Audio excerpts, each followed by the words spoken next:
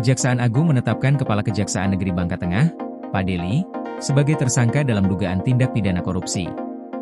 Pak Deli diduga menyalahgunakan wewenang saat menjabat sebagai Kepala Kejaksaan Negeri Nrekang, Sulawesi Selatan, dan menerima sejumlah uang dari kasus yang ditanganinya. Bersama Pak Deli, seorang tersangka lain berinisial ISL juga ditetapkan, meskipun identitas ISL belum diungkapkan secara resmi oleh Kejaksaan.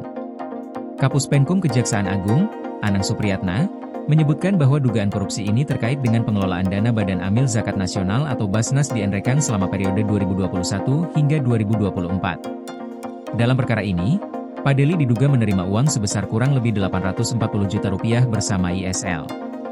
Menurut Anang, penyidikan terhadap kasus ini bermula dari adanya pengaduan masyarakat, yang kemudian ditindaklanjuti oleh tim intelijen Kejaksaan. Proses penyelidikan dilakukan secara bertahap. Tim melakukan klarifikasi dan pengawasan terhadap dugaan penyalahgunaan wewenang. Berdasarkan hasil pengawasan, ditemukan cukup bukti untuk menjerat Pak Deli dan ISL sebagai tersangka. Anang menjelaskan bahwa tindakan tersebut dilakukan untuk memastikan bahwa setiap pelanggaran yang mencederai kepercayaan publik ditindak tegas sesuai dengan aturan hukum yang berlaku. Saat ini, penanganan perkara telah diserahkan kepada penyidik pada Jaksa Agung Muda Bidang Tindak Pidana Khusus, atau Jampitsus.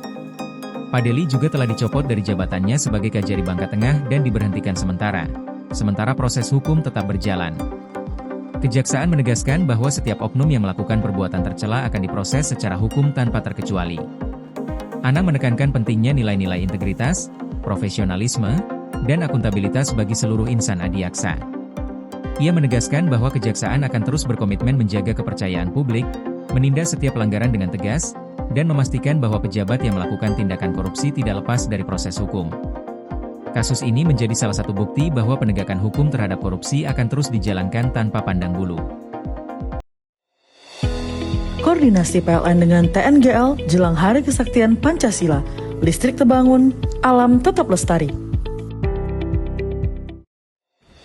Panen perdana garam Aceh. PLN hadirkan energi untuk UMKM di momen menyambut Hari Kesaktian Pancasila.